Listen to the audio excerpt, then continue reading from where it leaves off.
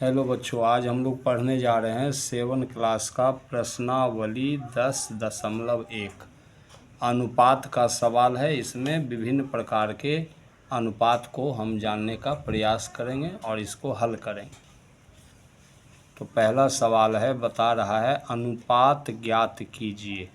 तो ये हमें अनुपात ज्ञात करना है 3 किलोग्राम का 600 ग्राम से।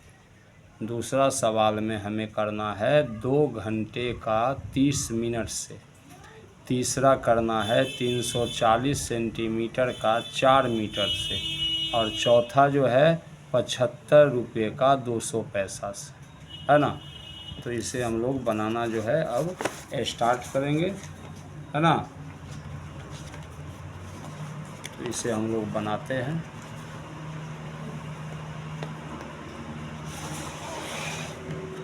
तो हमें ज्ञात करना है अनुपात, ज्ञात करना है 3 किलोग्राम का 600 ग्राम से।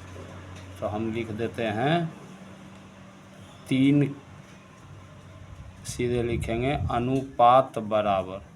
तो अनुपात के लिए क्या करेंगे, 3 केजी को ऊपर लिखेंगे और 600 ग्राम को नीचे लिखेंगे, है ना। केजी और ग्राम लिखना आसान होता है, इसलिए हिंदी वाला छोड़ दिया, ठीक है।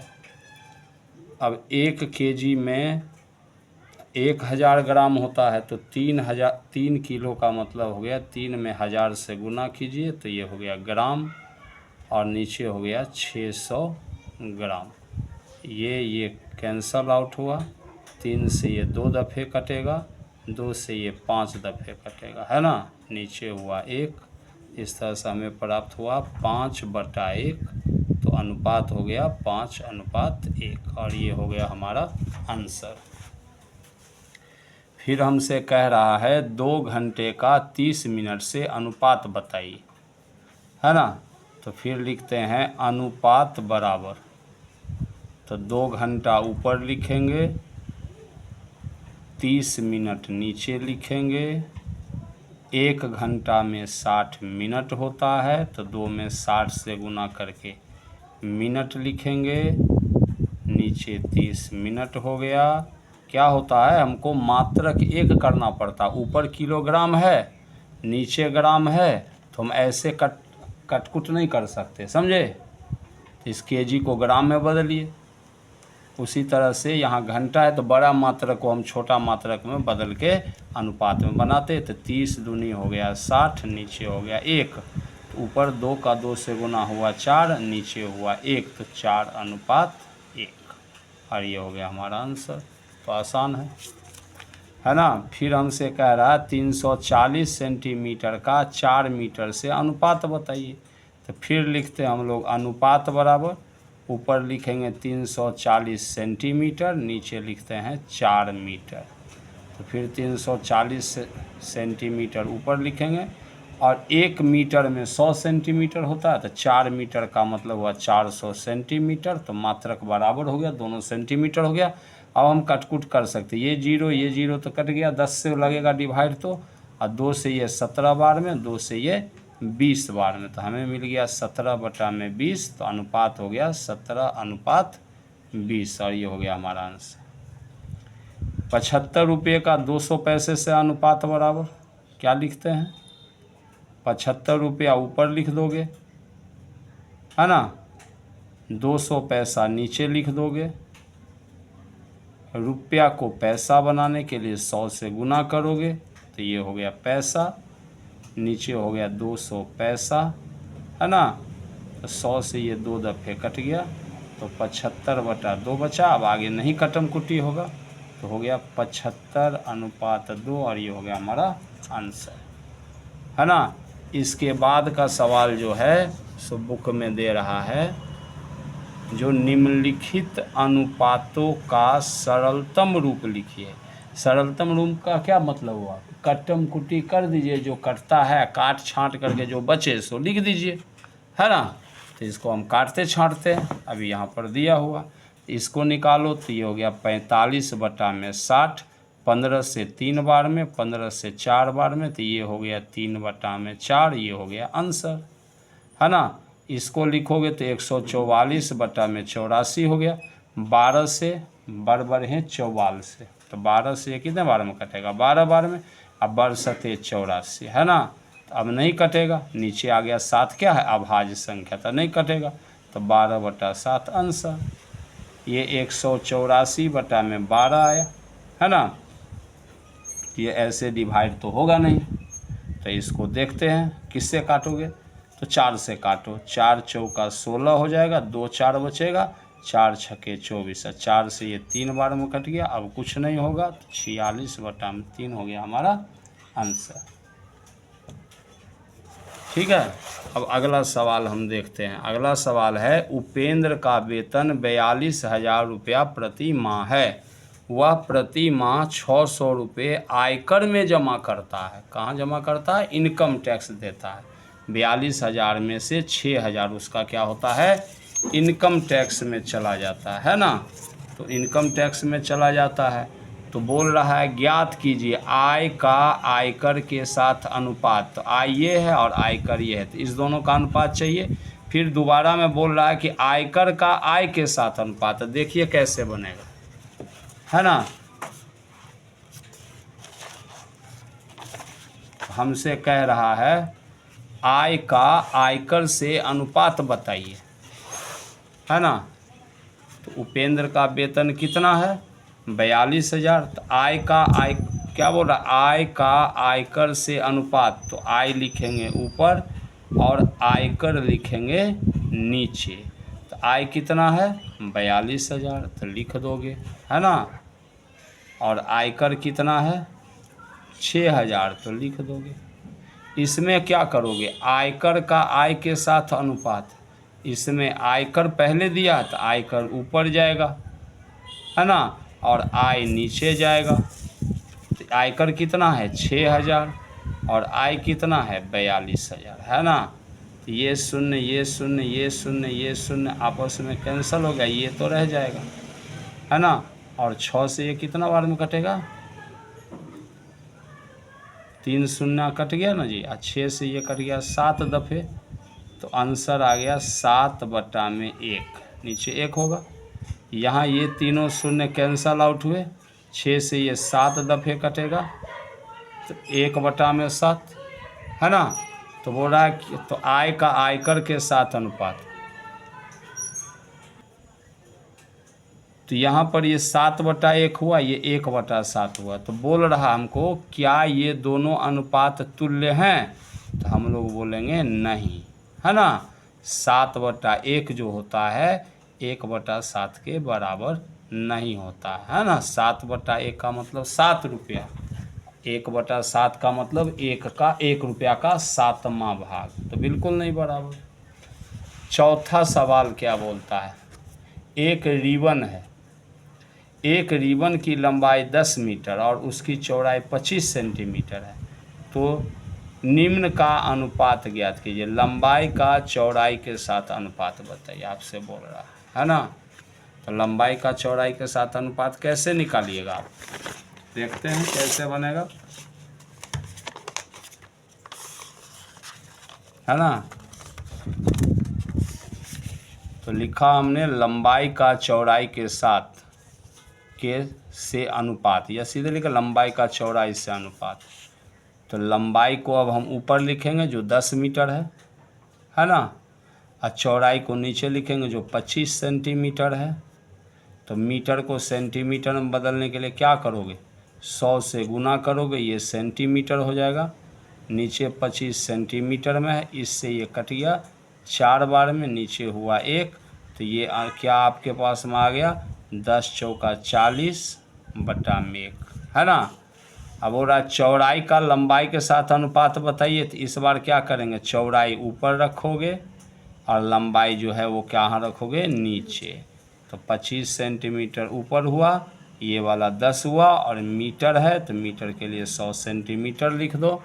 तो इससे ये 4 दफ़े कैंसिल हुआ, तो ये कितना हो जाएगा 1 बटा में 40। फिर बोला क्या दोनों अनुपात तुल्य हैं, तो नहीं है।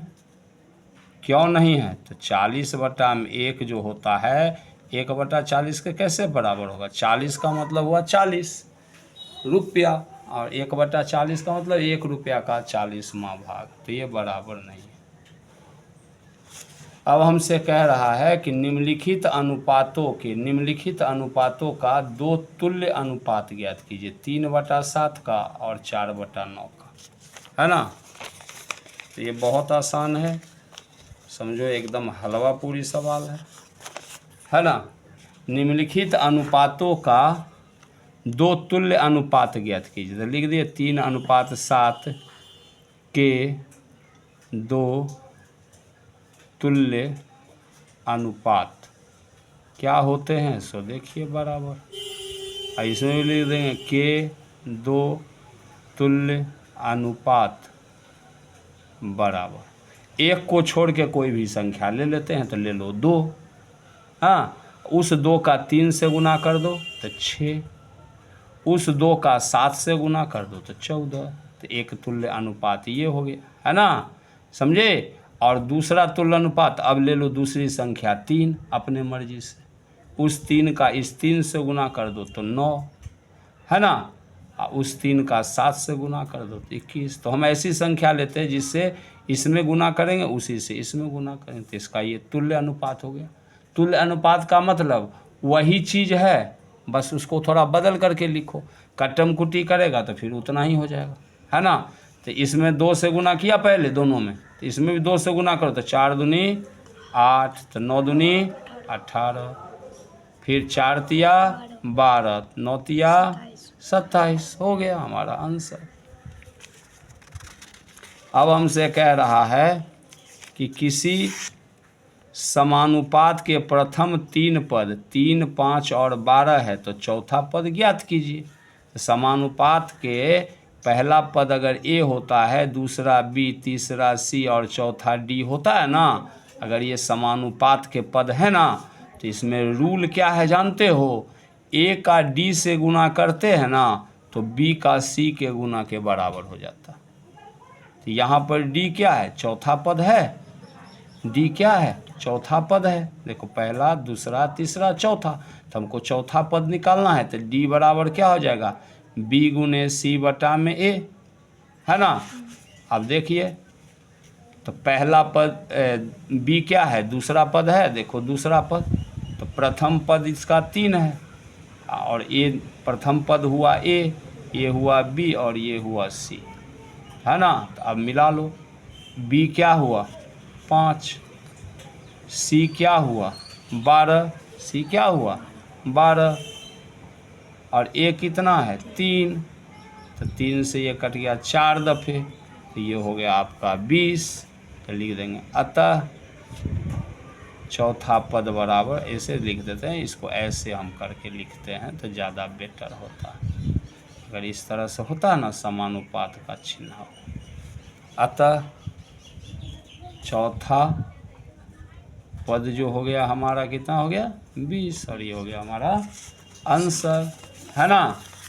अब फिर हमसे कह रहा है अगला सवाल में कि 3:x है, जो समानुपात है 9:15 के, तो x का मान ज्ञात कीजिए। तो हमारा लिखा हुआ सवाल ये है, क्या है, 3:x जो समानुपात है 9:15 के, है ना। तो 3:x को लिखते हैं हम 3/x, और 9:15 को लिखते हैं 9/15, है ना। और ये समानुपात के चिन्ह को लिखते हैं बराबर, समझे, यहाँ ले लेंगे एरो, फिर इस बात को हम यहाँ पर लिखेंगे।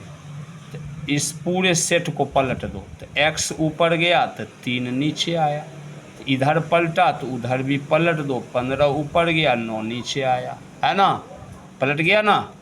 फिर x यहीं पर रह जाएगा, 15/9 उस तरफ है, और ये 3 ऊपर चला जाएगा, है ना, जाएगा कि नहीं।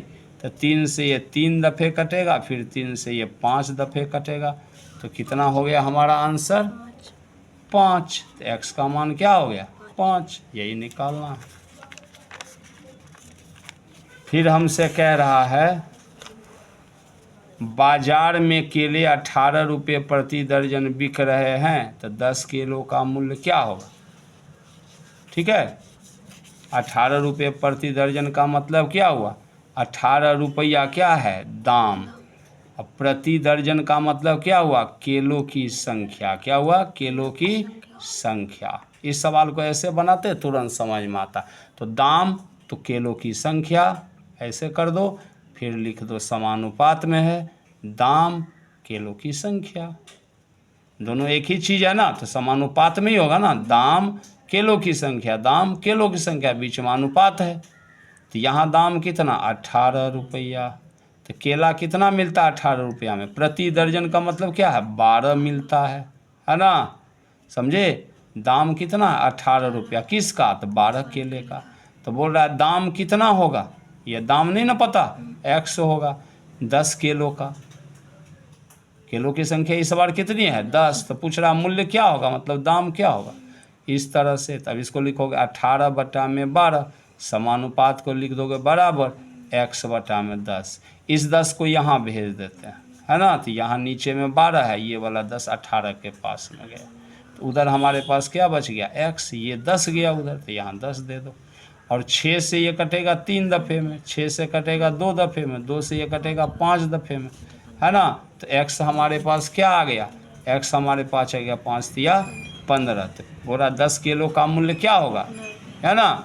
लिखेंगे अतः 10 किलो का मूल्य बराबर 15 रुपया। हो गया हमारा आंसर। अगला सवाल बोलता है मिठाई बनाने में, पढ़ो जी, कितना क्या है, पढ़ो। मिठाई बनाने में चीनी और खोए का अनुपात 3:7 रखा जाए तो 12 किलोग्राम चीनी की मिठाई बनाने हेतु कितने खोए की आवश्यकता होगी। तो पीछे जैसे बनाए थे वैसे ही बना दो, पीछे बनाए थे ना, तो वैसे ही बना दो, क्या दिक्कत है। चीनी खोया, चीनी खोया लिख दो, अभी लिखे थे ना ऐसे, चीनी अनुपात खोया, तो बराबर ही होगा ना, समानुपात का मतलब बराबर होगा, चीनी अनुपात खोया के। अब देखो चीनी 3 तो खोया 7, तो चीनी 3 तो खोया 7, समानुपात का चिन्ह दे दो। अब बोलता है 12 किलोग्राम चीनी का मिठाई बनाने के लिए कितना खोया चाहिए, तो अब 12 किलोग्राम चीनी तो खोया चाहिए x। इसको तीर लगा के लिखे तो क्या लिखेंगे, 3/7 बराबर 12/x। x के लिए हल करो, ये x 3 के जगह चला जाता है और 3 x के जगह चला आता है ना। समीकरण सीखा है तभी होगा ना, थोड़ा पीछे जाके वीडियो में देखो, है ना। तो x वहाँ गया तो 3 x के जगह गया, और 12 यहाँ पहले से, और ये 7 12 के पास गया। 3 चौके 12, 4 सते 28। तो बोल रहा है 12 किलोग्राम चीनी मिठाई बनाने हेतु कितने खोए की आवश्यकता होगी। तो लिखेंगे अतः 7 चौका 28 किलो खोए की आवश्यकता होगी। ये हो गया हमारा आंसर, है ना। अब बोल रहा है एक मोटरसाइकिल 2 लीटर में 120 किलोमीटर जाता है, तो 300 किलोमीटर दूरी तक जाने में कितने लीटर पेट्रोल की आवश्यकता होगी, है ना।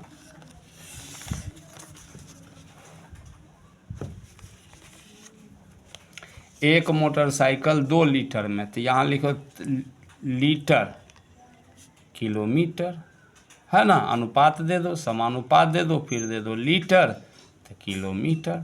तो 2 लीटर में कितना जाता है, पहले दफ़ा बता रहा है 120 किलोमीटर, है ना। यहाँ समानुपात का चिन्ह दे दो। तो अभी तो लीटर का पता नहीं है, तो लीटर को हम लिख देते हैं x, और किलोमीटर कितना जाता है तो 300, तो x के लिए हल करते हैं, है ना। ये 2/120 लिखोगे, यहाँ x/300 लिखोगे। तो 300 कहाँ चला गया, 2 के पास, तो 2 गुने 300, नीचे बचा 120, और उधर क्या बच गया x। देखो ये 300 वहाँ चला गया, है ना। अब काट लो जितना कटता है, 2 से ये 60 बार में कटेगा, और 60 से ये 5 बार में कटेगा, तो x आपके पास क्या हो गया 5। तो 300 किलोमीटर दूर तक जाने में कितने लीटर पेट्रोल की आवश्यकता होगी, 5 लीटर। अतः 5 लीटर पेट्रोल की आवश्यकता होगी, है ना। समझ गए। अब आगे का सवाल सिर्फ एक बचा है। एक मकान का, है ना, एक मकान का 4 माह का किराया 10,000 रुपया है। तो एक मकान का 4 माह का किराया 10,000 रुपया। तो बोल रहा है पूरे वर्ष का किराया बताइए। तो बहुत आसान है, महीना तो किराया, बीच में रेशियो लिख लो, समझने के लिए ये लिखा जाता है। ठीक है, फिर यहाँ समानुपात का चिन्ह दे दो, तो फिर लिख दो महीना किराया। अब 4 महीना का है तो किराया 10,000 है ना। तो 12 महीना, पूरे वर्ष का मतलब क्या हुआ 12 महीना, तो 12 महीना का किराया क्या है x। हल करते हैं तो 4 बटा में ये 10,000 बराबर 12 बटा में x गया यहाँ, 4 आया यहाँ, 10,000 गया वहाँ, है ना। तो x को यहाँ ले आओ, 12 वहाँ पर है, ये 10,000 वहाँ गया, 4 नीचे आया, 4 तिया 12, 30,000 रुपया हो गया, है ना। तो लिख दो पूरे वर्ष का किराया बताइए। अतः पूरे वर्ष का किराया बराबर 30,000 रुपया, है ना। ये हो गया हमारा आंसर। ओके, ठीक है, ये चैप्टर आसानी के साथ खत्म हो गया। ओके, अब आशीष कुमार पसंद आए साथी सबको बोलिए, पसंद आया तो सब्सक्राइब कीजिए, है ना। बनाने के लिए जितना को बता सकते हो बोलो, बनाया हुआ है, देखो सीखो, है ना। जो भी मिले साथी सबको बोलो बनाया हुआ, सीखेगा।